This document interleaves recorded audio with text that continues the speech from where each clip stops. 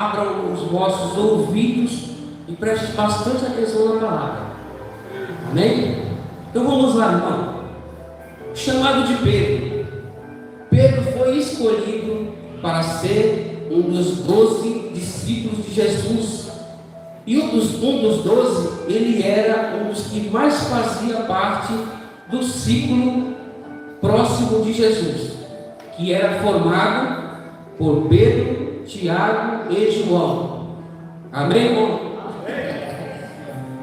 Pedro, ao ser chamado, abandonou a sua profissão de pesca para seguir a Jesus Cristo. E Pedro, mesmo vivenciando momentos impactantes com Cristo, mesmo assim ele ainda tinha uma fé imatura, irmãos. O que é uma fé imatura, irmãos? Uma fé imatura é uma fé não sólida, que não suporta a dificuldade da vida e que busca explicações e negociação com Jesus.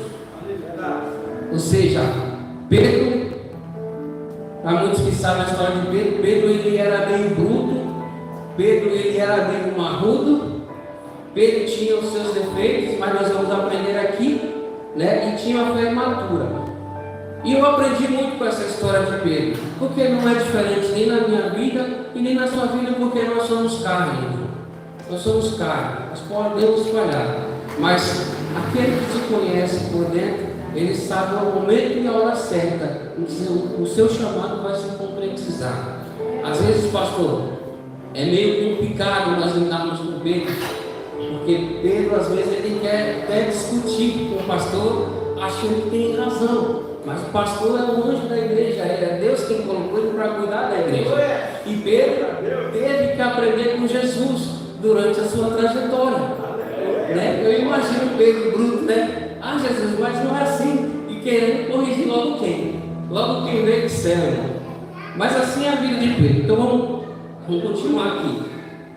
Então, Pedro se achava, a história de Pedro. Pedro se achava o mais forte, o mais envolvido e o mais dinâmico entre os 12 na sua jornada da fé. Mas Pedro também, em muitas vezes, demonstrou ter dúvida, impaciência, descontrole, falta de fé e falta de domínio próprio. Será que alguém se identifica assim? Irmão, pode levantar a mão, porque nós somos foda, nós estamos mantendo. Às vezes nós queremos explodir, né? Mas é só naquele momento, porque depois o joelho, Jesus incomoda, o joelho vai dobrar e o perdão é liberado, né? Então, irmão, vamos aqui. Então Pedro, ele, como vai dizer a história, Pedro negou Jesus por 3 vezes e por 3 vezes ele foi perdoado. Então Pedro foi chamado para apacentar ovelhas e o rebanho de Cristo, depois de sua conversão genuína e de ter recebido o Espírito Santo. Pedro desempenhou um papel fundamental na igreja primitiva, que foi a liderança e propagação do Evangelho de Cristo no primeiro século. No livro de Atos nós podemos ver mais sobre a história dele, e ele também é autoria da primeira e da segunda carta de Pedro. Logo vocês vão entender por que eu estou falando isso aqui. Vamos ver. A gente vai entender essa palavra. Pedro, depois de ser batizado no Espírito Santo, então Pedro, após ser batizado no Espírito Santo, se torna um novo homem.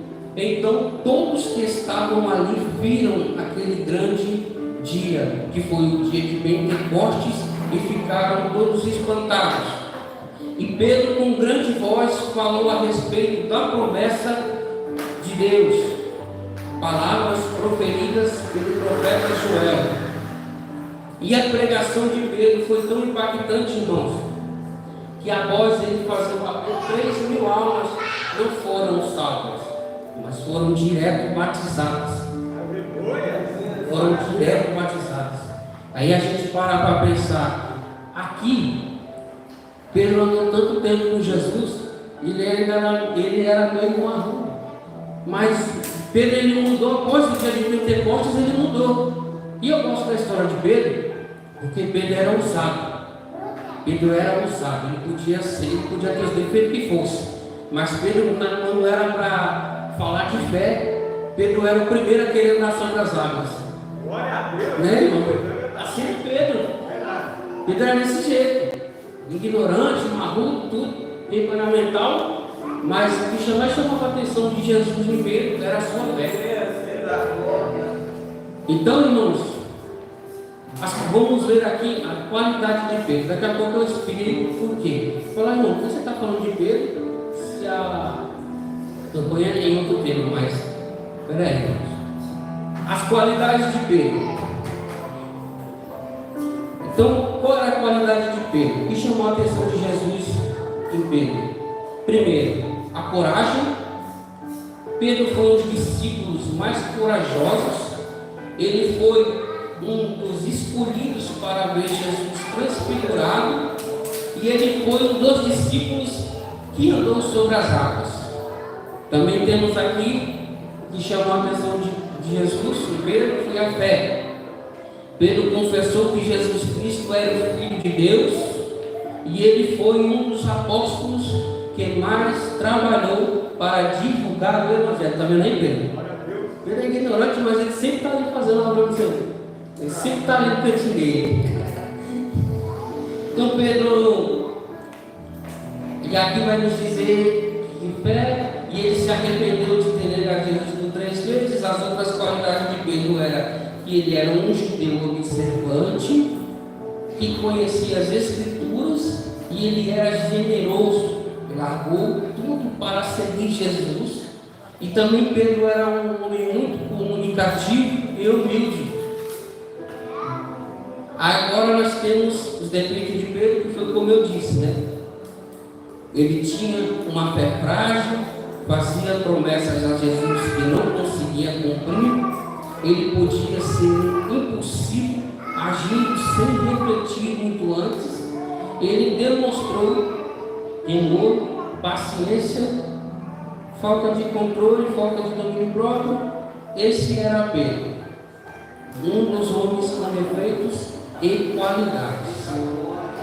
Então, irmão, por que você está falando da vida de Pedro?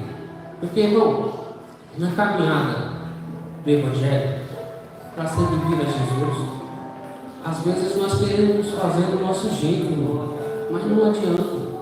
Porque você pode procurar nas Escrituras. Eu quero fazer do meu jeito, mas a Escritura não deixa.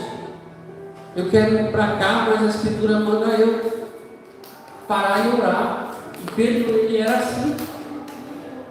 É assim também nas nossas vidas. Às vezes nós queremos fazer do nosso jeito, mas é do jeito de Jesus Cristo. E é conforme a sua caminhada e a minha caminhada que a gente vai aprender. Não se preocupa se você falar, não, mas eu ainda tenho um pouco de defeito. Vai chegar o dia do Pentecoste na sua vida, irmão. Vai chegar o dia do Pentecoste e você vai ser uma nova pessoa. O que importa é você estar sentado, caminhando com Jesus, aprendendo com Jesus, fazendo o que Jesus quer, né?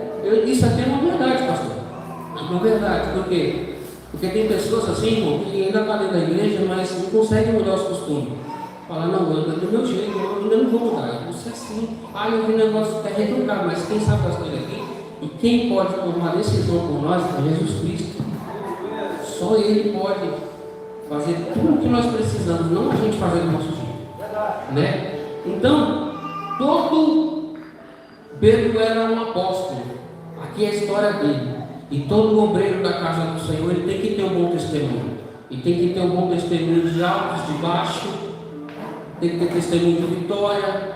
Tem que ter testemunho de ensinamento. Pedro aprendeu aqui muita coisa. E a partir do momento do dia de Pentecostes, a fé dele, a fé imaculada dele, foi embora. Ele virou outra pessoa.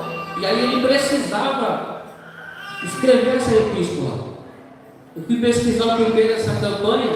Aí ele tinha que ir, irmão, praticamente Pedro tinha que ir até Roma. Quando, aqui meus burros. Amém? Pedro encontra-se em Roma quando ele escreveu para os exilados que estavam na dispersação de Deus. E ele escreveu essa carta principalmente para os cristãos gentios que estavam espalhados pela província da Ásia Menor, pelo fato de estarem sendo perseguidos e em lugares e áreas do império. Ou seja, Pedro escreveu essa carta para aquele povo que estava se escondendo porque estava fazendo a obra do Senhor e estavam sendo perseguidos. Pedro não foi prometer para ele casa, Pedro não prometeu para ele carro, nem riqueza. A palavra do Senhor vai nos dizer que Pedro chegou até, Pedro escreveu esta carta, e nesta carta tem uma parte que me chama a atenção, onde Pedro vai falar assim: fomos, olha aqui, para mim e para você, igreja, para mim e para você, o que Deus quer nesta noite de nós? Deus quer falar assim para você: fomos gerados para uma vida de esperança. Fomos gerados para uma vida de esperança, para uma herança incorruptível, incontaminável, que não se acaba, e por fim guardadas no céu, não é aqui embaixo. Esse mundo, irmão, incorruptível, esse mundo incontaminável está guardado para mim, para você, lá no céu. Aqui Pedro está falando para eles: não desanima não, continua fazendo a obra, porque o seu galardão está lá no céu. Aqui nós vamos sofrer, aqui nós vamos passar necessidades, vamos passar por perseguições, nós vamos ter dias fáceis aqui, porque o nosso galardão está no céu. Então, e Pedro ainda vai chegar com grande voz aqui, e ele vai afirmar com total segurança. Por quê? Porque ele era um homem que caminhava com Jesus, e ele ganhou a certeza da salvação dele. Porque por mais que eles fossem, os apóstolos fossem perseguidos, porque eles também foram perseguidos, não adianta procurar na Bíblia alguém que teve uma vida boa. Eu vou falar para vocês, alguém que tentou na Bíblia ter uma vida boa, mas mesmo assim teve que passar provação. Eu vou falar para vocês. Então, Pedro, ele tinha que levar essa mensagem para eles. Por quê? Porque, irmão, perseguição mata crente. Perseguição faz com que o crente fique dentro de casa. Perseguição faz com que o crente desanima de ir para a igreja, porque às vezes a perseguição chega na nossa vida e a gente vai querer questionar, falar: Senhor, eu estou na tua igreja há tanto tempo, eu não vejo meu marido vindo para a igreja comigo. Senhor, eu estou na tua casa há tanto tempo, meu filho está desviado lá fora com os amigos. Senhor, eu estou na tua casa há tanto tempo e nada dá certo na minha vida. Mas você está indo no caminho certo. Nós estamos indo no caminho certo. Amém, irmãos? Está entendendo por que a gente tem que ficar na igreja orando, buscando? Por isso. Porque o que está guardado para nós não está aqui, está lá em cima. Aí se você tiver seus olhos espirituais, puder abrir seus olhos espirituais, aí você consegue até ver o que tem guardado para você. Voz de ouro, banquete te esperando, um lugar onde não tem mais choro, não tem pranto, não tem sofrimento. Isso aí está tudo guardado para mim e para você. Só basta você continuar firme. Continua firme, irmão. Portanto, essa epístola do Novo Testamento é indicada para qualquer pessoa que esteja passando por perseguição pelo fato de ser cristão. E esta carta é uma carta de esperança. Ou seja, Deus tem. Hoje, os irmãos sabem. Eu não gosto de bater, eu não gosto muito de bater não. Mas hoje tem uma carta de esperança para mim e para você. Tem uma carta de esperança. E aí, irmão, eu falei para os irmãos sobre um homem na Bíblia que era para ter uma vida boa, mas sem passar por provação. E aí nós vamos lá para o livro de Jó. Quem conhece a história do livro de Jó sabe que aquele homem ali está virando provável. Então, vamos lá, irmãos. O livro de Jó vai falar sobre perdas e também é um livro de confiança em Deus. E nos momentos mais difíceis da vida,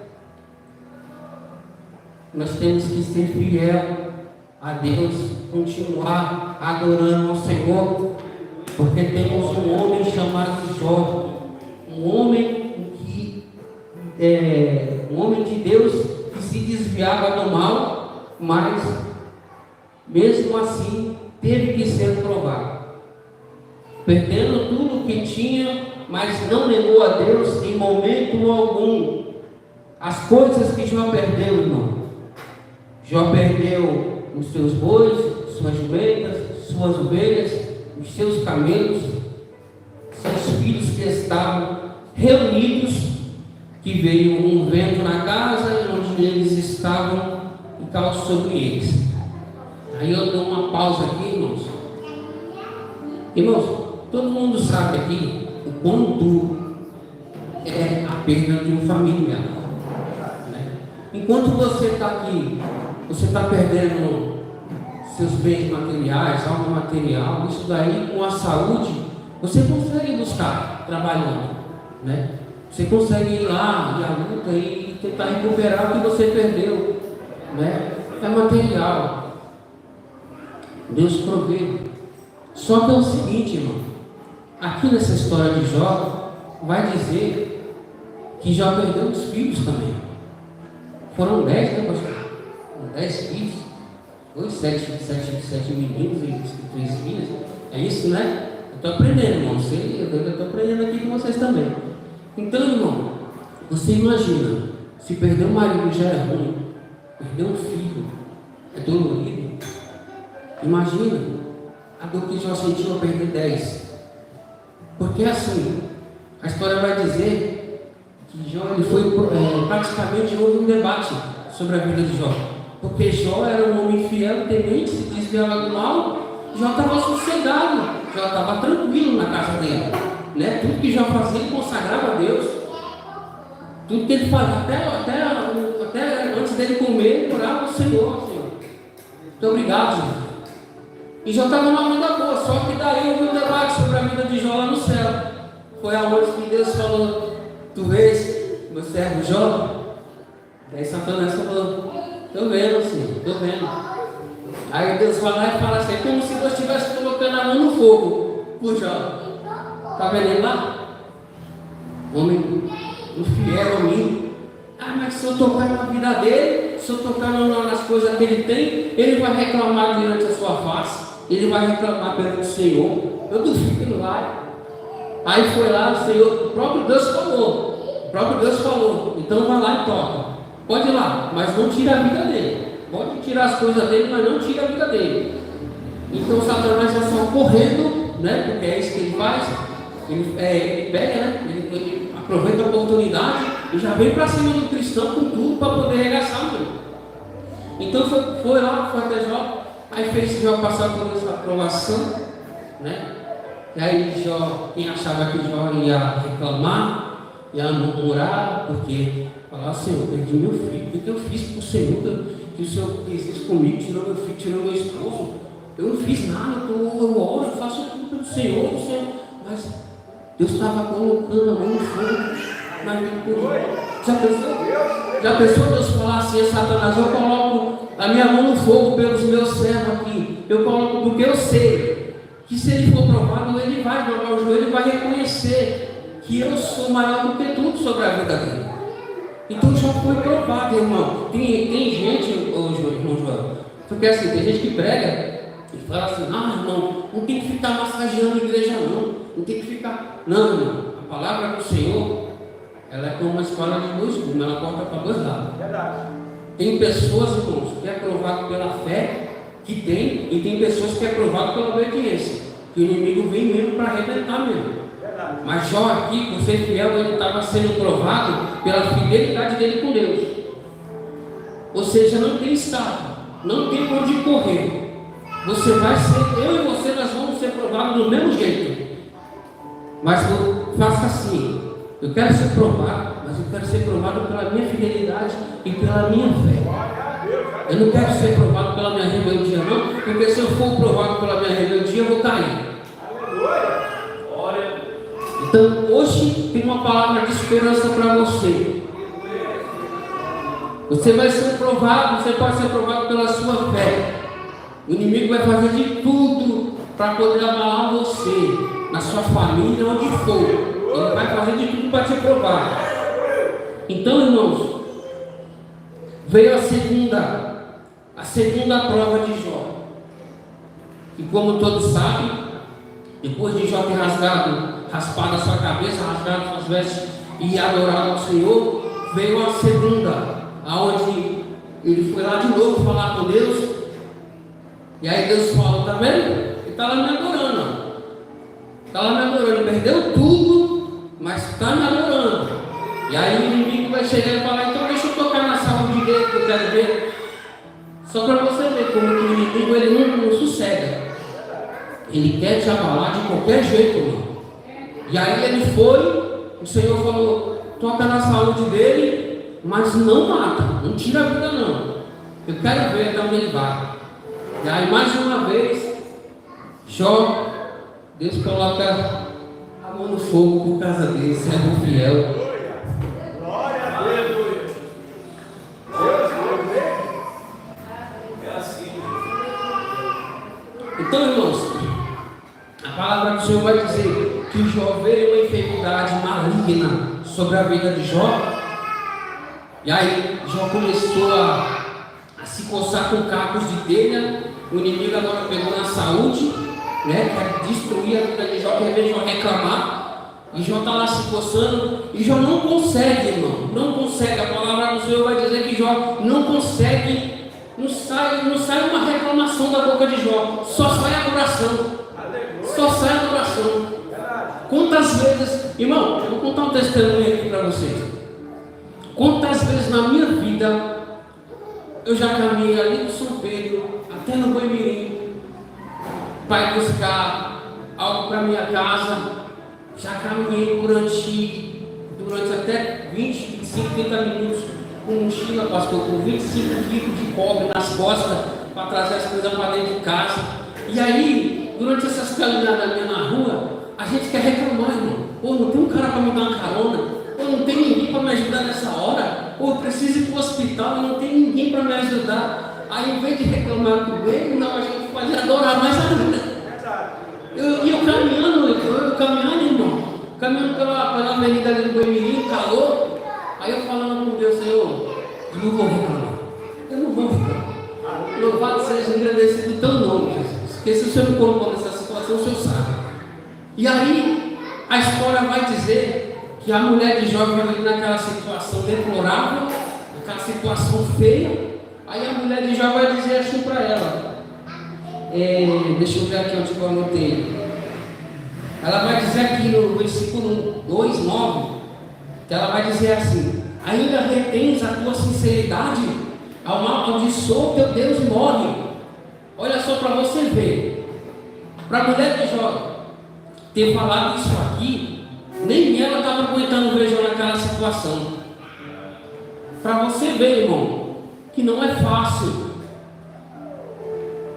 Que não é fácil servir a Jesus. Você acha que a gente... Tem pessoas que falam assim: não é fácil. Você acha que servir a Cristo é um paraíso? Né? Você vai ficar, você vai ter...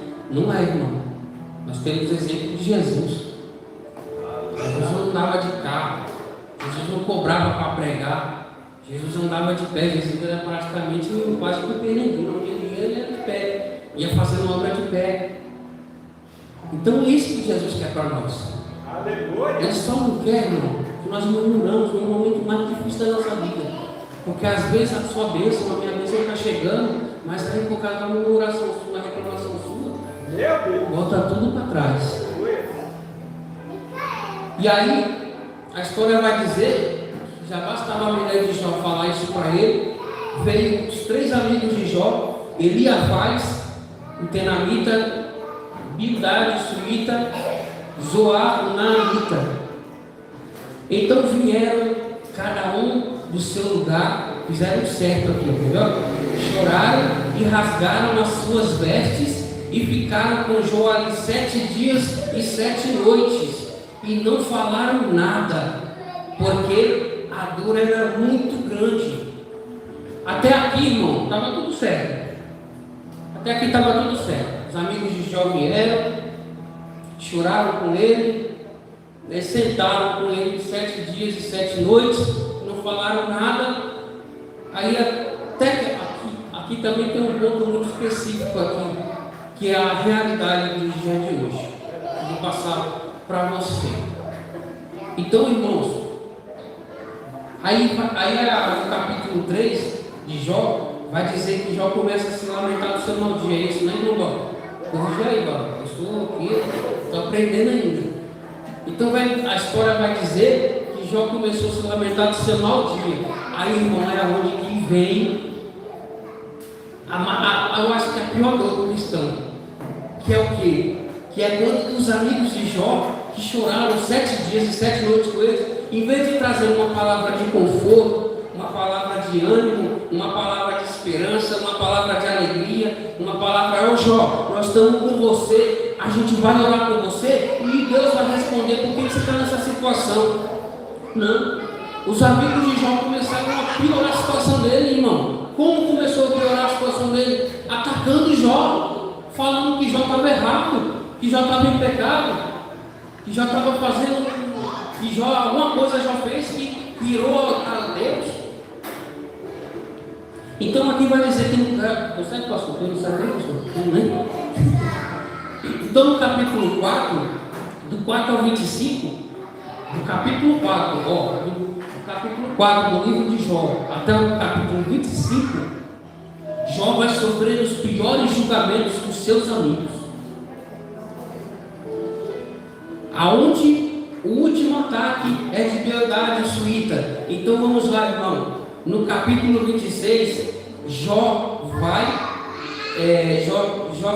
dar sua terceira e última resposta à verdade. No capítulo 27, Jó sustenta a sua inocência. No capítulo 28, Jó fala sobre a sabedoria. No capítulo 29, Jó relembra a sua vida. No capítulo 31, Jó vai se declarar íntegro. Então, no capítulo 32, os amigos de Jó param de responder a Jó, pois eles viram que Jó era justo nas suas palavras.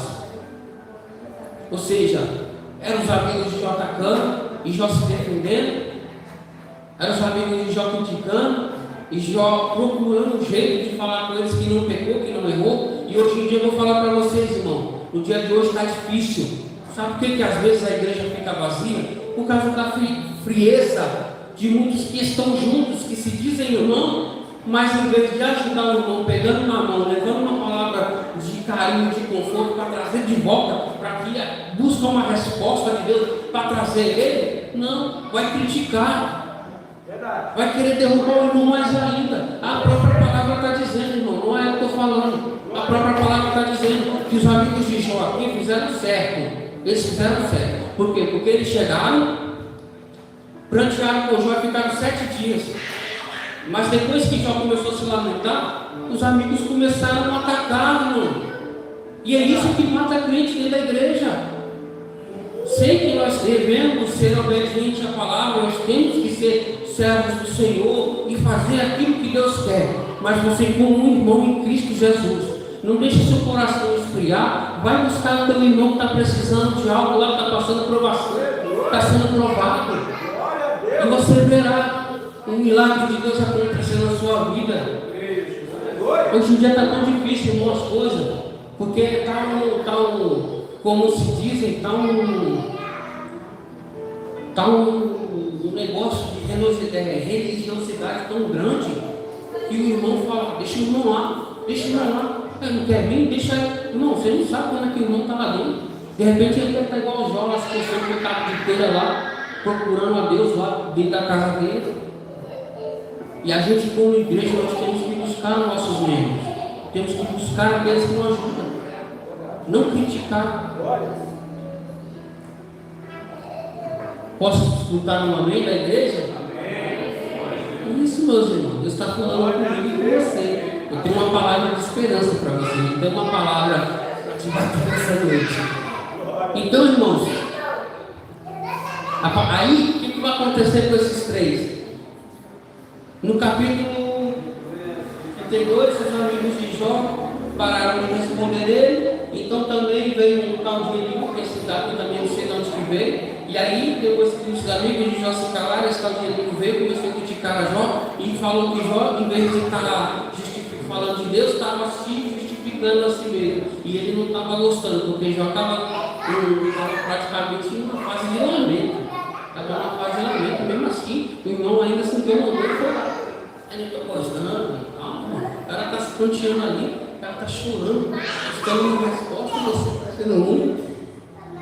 E aí, irmão, a palavra do Senhor vai dizer que aqui, que o Senhor acendeu-se contra os amigos de Jó, porque eles não falaram que era reto a Jó. E então Deus fala para eles prepararem 7 bezerros, 7 carneiros, e ele tinha que oferecer a Jó holocausto, e Jó tinha que aceitar e orar pelos seus amigos, né? Então a palavra do Senhor vai dizer que por causa dessa falta de sabedoria, essa falta de sabedoria dos amigos de Jó, o Senhor se acendeu, se ira contra eles, e eles tiveram que ir até Jó. Deus fala para eles: ó, vai até lá e faz um holocausto para Jó e oferece para ele. E aí é onde que Deus vai falar conosco, porque aqui a palavra vai dizer que Jó teve que orar pelos seus amigos, o cativeiro dele, para virar o cativeiro dele, e as bênçãos do Senhor veio em dobro. Ou seja, não é só nos amigos de Jó, mas é no meu e no seu coração. Se você tem algo contra seu irmão, chegou a hora de você perdoar. Se você tem algo contra o seu irmão, está na hora de você chegou a noite de você abraçar ele, abraçar ela, para que algo que você perdeu volte em dobro na sua vida. Está vendo como que não é só os amigos de Jó, mas Jó também teve que orar, aceitar o holocausto e orar pelos amigos, para que Deus virasse o seu cativeiro, né? Não é feio, irmão, não é feio perdoar. A melhor coisa que tem é você perdoar. A gente tem que perdoar. Quantas pessoas na minha vida, lá onde eu moro, me magoou, e quando chega na minha porta lá, até café eu dou. Dou café, ô irmão, precisa de alguma coisa, mas eu nem lembro do dia que o irmão me magoou. Nem lembro. Então, isso é o que Deus quer de nós, irmão.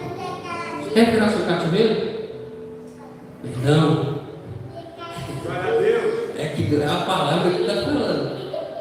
Quer que Deus te abençoe cada dia mais? Vai buscar teu irmão que está ferido lá. Não critica não. Buscar ele quanto a tempo. E aí, irmãos, aqui eu vou parar, porque já vou passar para o pastor, mas eu preciso fazer aquela oração. Eu preciso fazer aquela oração. E aqui eu acho que os irmãos entenderam o que Deus quer de nós, não quer? Deus está trazendo uma palavra de esperança para nós, aonde há um lugar guardado para mim e para você, um lugar incorruptível, um lugar onde não tem mais choro, nem pranto, onde não tem mais fofoca, não tem reclamações, onde ninguém vai falar mais mal de você, onde você vai chegar e vai falar: muito obrigado, Jesus, por ter chegado aqui. Hoje eu tenho paz. Então esse lugar não está guardado para mim e para você. E eu peço aos irmãos que eu vou orar, e se antes de levantar e receber oração, eu fico muito feliz. Tem um louvor, ele fala muito ao meu coração. Uma vez eu vim aqui ministrar sobre cura, e o mover do Senhor foi tão bom que eu cheguei em casa, dobrei meu joelho e orei agradecendo a Deus muito. Mas por quê, pastor? Porque a palavra do Senhor tem que entrar no coração comigo, para que o Espírito Santo trabalhe. Por isso que eu falo para vocês, irmãos, atenta aos teus ouvidos para a palavra. Você pode colocar, irmãos, vamos orar, Deus vai fazer o restante. Glória a Deus. Aleluia.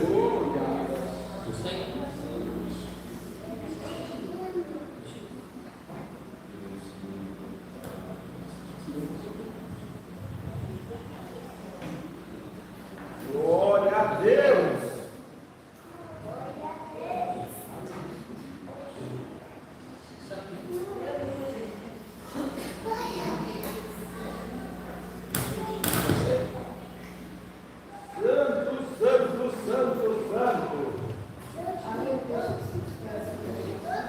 Fica espírito, irmão. O inimigo se levanta mesmo. Fique em paz. Vamos orar para Deus repreender também todo o mal lá fora. Não só orar aqui dentro, mas vamos orar lá fora para que Deus venha abençoar a cada família, a cada casa ao redor dessa igreja. Que o Senhor venha multiplicar este lugar cada dia mais. E eu fico feliz porque desde quando o pastor Cláudio estava aqui, tem irmãos que ainda continuam aqui firme com Deus. Então continua, irmão. Aleluia.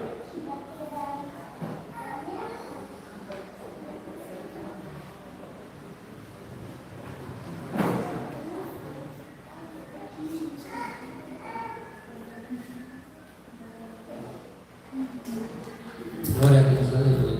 O celular está meio ruim, mas o nosso irmão ali vai no jeito. Glória a Deus. Eu creio, Senhor. Eu creio que o Senhor vai fazer algo aqui. Eu creio, Jesus.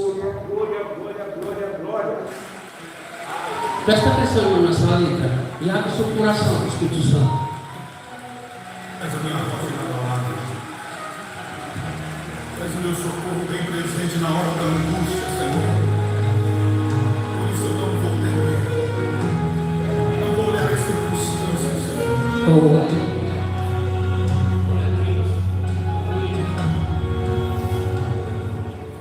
Eu não vou mais. Filho de Deus, está em paz. Senhor, eu peço a Ti, Senhor, nesse momento. Que o Senhor toque no coração da Tua igreja, nosso Senhor amado, nesse momento, em nome de Jesus. Não tirar toda a frieza do coração. Espírito Santo de Deus, em nome do Senhor, coloca as Tuas mãos sobre a vida de cada um nesse momento. Porque o Senhor, meu Pai, toca a nossa força. A Tua palavra, meu Pai, é nosso alegria. Senhor, é fiel, Pai. Em nome de Jesus, Senhor amado, que o Senhor possa ir de encontro à nossa casa. Aos nossos que estão afastados, meu Pai, dessa igreja, que estão, meu Pai, longe do Senhor. Oh, Deus amado, em nome de Jesus, Pai, eu peço ao Senhor, toca nos corações nessa noite. Eu vim aqui crendo, meu Pai, na vitória. Eu vim aqui crendo, meu Pai, que o Senhor, meu Pai, vai restituir, meu Pai, que foi tirado. Não deixe a sua igreja, meu Pai, em nome de Jesus, perder a essência do Espírito Santo. Em nome de Jesus, Pai, batiza, meu Pai, amado, os teus céus nessa noite. Aquele que perdeu o primeiro amor, aquele que perdeu, meu Pai, aquela adoração, aquele que perdeu repetindo o começo da tua obra. Eu peço ao Senhor, em nome de Jesus, traz de volta, meu Pai, tudo aquilo que foi tirado. Ó, Deus amado, em nome de Jesus, nós estamos aqui embaixo lutando, nós estamos aqui embaixo, meu Pai, tentando ser forte. Ó, Deus amado, em nome de Jesus, Pai, nos renova nessa noite, porque o Senhor é o nosso amigo. Oh, Espírito Santo, em nome de Jesus, toca no coração nessa noite. Não é coisas materiais que nós buscamos, mas sim, meu Pai, para a tua presença. Não é coisas materiais, meu Pai, que nós queremos, mas sim a firmeza de estar na tua presença, na tua igreja. Ah, Senhor amado, nós, meu Deus amado, em nome de Jesus, estamos aqui firmes, estamos aqui de pé, meu Senhor amado, em nome do Senhor, Pai. Toca no coração, traz de volta, meu Pai amado, o renovo, traz de volta, meu Deus amado, aquilo que foi tirado. Oh, Espírito Santo de Deus, aquela adoração que a tua serva tinha, aquela adoração que o teu servo tinha, onde o inimigo quer colocar a mão e quer, meu Pai amado, derrubá-lo, quer, meu Pai amado, jogá-lo no chão. Eu repreendo em nome de Jesus todo levante do inimigo, que haja vida, que haja renovo, que haja restituição, não só por coisas materiais, mas sim restituição do nosso coração, mas sim restituição do Espírito Santo, mas sim restituição, meu Pai amado, de força, renova as nossas armaduras, para que nós possamos, meu Pai amado, Senhor amado, enfrentar aqui da cidade do seu inimigo. Oh, Deus amado, em nome de Jesus, eu peço ao Senhor, este povo de Santa Júlia, a cada um que está lá fora, eu peço ao Senhor, que o Senhor toque no coração de cada um que está pedindo uma libertação, que quer sair dessa vida da droga, que quer sair dessa vida da bebida. Peço ao Senhor, em nome de Jesus Cristo, Senhor, vai de encontro ao coração do teu servo, que está desviado dos teus caminhos. Traz meu amado para a tua casa, faz dele um servo do Senhor, faz dela uma serva do Senhor, em nome de Jesus, Pai. Restitui, meu Deus amado, que foi tirado da tua igreja. Deus amado, trabalha nos corações nessa noite, trabalha nos corações nessa noite. A Senhora, amado, em nome de Jesus, trabalha com perdão. Em nome de Jesus, trabalha com abraço. Quem puder abraçar o teu irmão, abraça o teu irmão. Em nome de Jesus, que o Senhor possa repreender todo o mal sobre essa igreja, todo o mal de redor desta casa, toda oração contrária. Faz aqui, meu Pai amado, a tua obra. Coloca aqui, meu Pai amado, os teus anjos acampados sobre o teto dessa igreja, para que o nome venha a ser glorificado. Coloca aqui, meu Pai amado, a tua presença sobre essa igreja, sobre cada um desse lugar, para que todos vejam lá fora o quão grande e maravilhoso é a tua obra. Em nome de Jesus Cristo, eu repreendo, meu Deus amado, todo o mal, toda a tristeza, toda a depressão. Em nome de Jesus, que saia para fora tudo aquilo, meu Pai amado, que não te agrada. Traz alegria, traz, meu Pai, felicidade. No momento da lágrima, que o Senhor traga o sorriso. No momento, meu Pai amado, da manutenção, que o Senhor traga, meu Pai amado, o coração. Em nome de Jesus Cristo, Senhor, eu te agradeço, meu Pai, por essa noite. Continua trabalhando no coração dos teus servos. Em nome de Jesus Cristo. Muito obrigado, Jesus, pela tua igreja. Eu te agradeço, meu Deus amado. Amém e amém.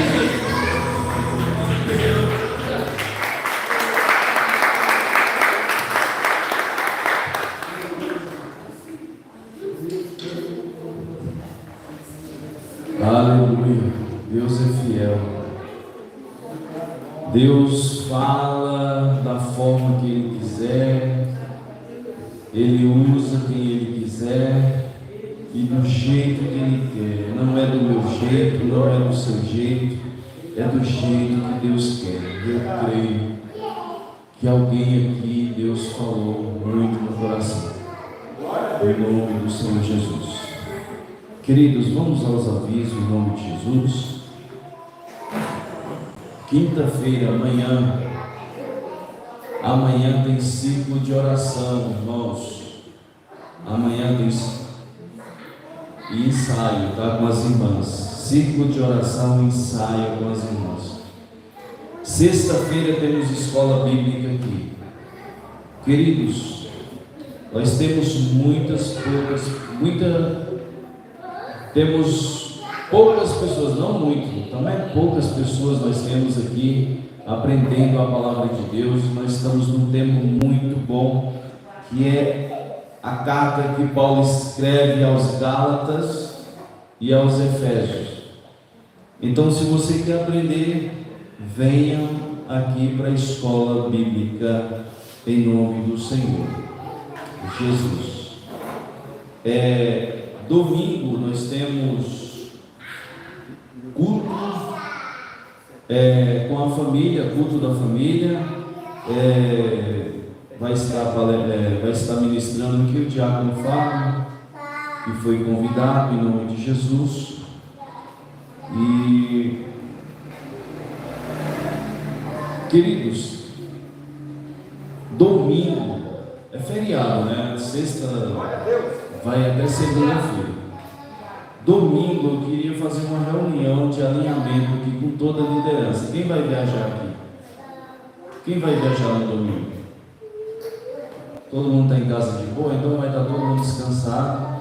Às 16h30 não vai ter ensaio, não vai ter nada, porque eu vou fazer uma reunião com todos vocês aqui, em nome de Jesus, para alinhar muitas coisas e também cobrar muitas coisas. Só liderança e quem tem cargo na igreja de liderança, entende? Então, irmãos, quero fazer essa reunião de alinhamento, porque esses meses aí eu já estou observando alguns departamentos não estão indo, e aí eu quero pegar na sua mão e andar junto. Se vocês for viajar, me avise, porque aí eu posso remarcar. Mas domingo, e aí o que acontece? A gente já vem para o culto e aí nós compramos um bolinho e já tomamos um café aqui e fica para o culto. Entende? Não precisa correria, e aí a gente já fica aqui para o culto. Amém? Amém? Então, esta reunião está marcada. Nenhum departamento vai fazer ensaio, nada, porque nós temos essa reunião. E aí a gente vamos alinhar uns trabalhos, e alguns trabalhos que eu estou em foco da gente estar fazendo aqui na igreja, em nome de Jesus. Outra coisa, queridos, eu vou falar hoje, eu vou falar domingo. Nós estamos com um grande problema, meu Deus do céu. Uma das coisas que fez eu tomar a atitude de orar aqui nessa igreja. Esta mídia não vai para frente em nome de Jesus, não vai para frente. Nós recebemos uma doação de um notebook, eu gastei R$800 já, e ele deu problema de novo. Sabe a decisão que eu tomei já? Comprar tudo novo. Quem está comigo? Quem está comigo? Tudo novo, irmãos. Até o projetor que eu ia levar lá, minha esposa, alguma pessoa eu entrei em contato, depois que eu tive uma reunião com o Joel, ele falou: pastor, leva lá, o cara cobra mais 200, 250, melhor comprar tudo novo, irmãos. Nós vamos comprar tudo novo, já está tudo lá no caminho, já estou só esperando vocês. Falar assim: vamos, pastor, para cima, porque se vocês derem as mãos, irmão, eu vou fundo, vamos para lá. Eu quero saber quem fez cartão de crédito, parcelar em tantas vezes. Quer saber se nós já fica aqui com um negócio tudo novo. Em nome de Jesus, irmãos. Eu detesto embaçamento no negócio. Meu negócio é eliminando já, eu já vou eliminando já. Tem de eliminar. Porque o negócio dá trabalho. Aí a Jana me liga e fala: pastor, como que ficou? Eu falei: não, em nome de Jesus. Liguei para o técnico, o técnico falou: não, pastor, eu vou aí na sua casa, mas vou retirar ele. Eu falei: irmãos, vou vender ele, vou vender, se vocês souberem, quem quer comprar, eu vou vender ele para nós resgatar lá os R$800 que eu gastei. R$800, irmãos. Entendeu? Estou vendendo MacBook da Apple. É bom, irmãos, só que assim, tem que levar no técnico, e eu ainda indico o técnico lá para vocês consertarem. É bom, é uma máquina muito boa, só que o que, irmãos? Quando a gente pega um negocinho já usado, e nós não precisamos disso, não. Está pagando peça aí, não vai não, não vai. Em nome de Jesus. Então tá lá. Então, chegar em casa já passo o cartão, o negócio vai chegar logo amanhã ou depois já. É assim. Eu não quero nem saber quem fez cartão que deu limite. Em nome de Jesus, vamos colocar de pé, vamos orar. Agradeço aqui todos os visitantes, sejam bem-vindos, viu? Bem-vindas, em nome de Jesus. A casa é do Senhor e a casa também é sua. Volte sempre vocês, em nome de Jesus. A gente fica muito honrado recebendo visita aqui. Ô meu querido, Deus continue te abençoando, tá bom? As portas estão abertas aí, quem quiser vir, você falar com o Joel, em nome de Jesus. E nós estamos muito alegres que está mais uma noite cultuando ao Senhor, em nome de Jesus. Glória a Deus. Então, algum problema, quem tiver, entre em contato comigo, mas eu quero todos os departamentos, líder de departamento aqui na reunião, secretaria, jovens, criança, em nome de Jesus, para a gente trabalhar nesse negócio, em nome de Jesus. Senhor, nosso Deus e Pai, em nome de Jesus Cristo, nós queremos te louvar e te agradecer, Senhor, por este culto de glória e de poder. Pai querido, saímos daqui crendo na Tua palavra, que o Senhor falou conosco. Eu creio porque o Senhor falou comigo, que a Tua palavra nos traz perseverança, alegria. Ah, Senhor, em nome de Jesus eu posso sair daqui com as minhas forças reforçadas. Oh Deus querido, eu saio daqui com vigor de enfrentar, Senhor, mais leões que venham, oh Deus querido, em nome de Jesus, nos querer nos derrubar, mas nós estamos aqui em pé.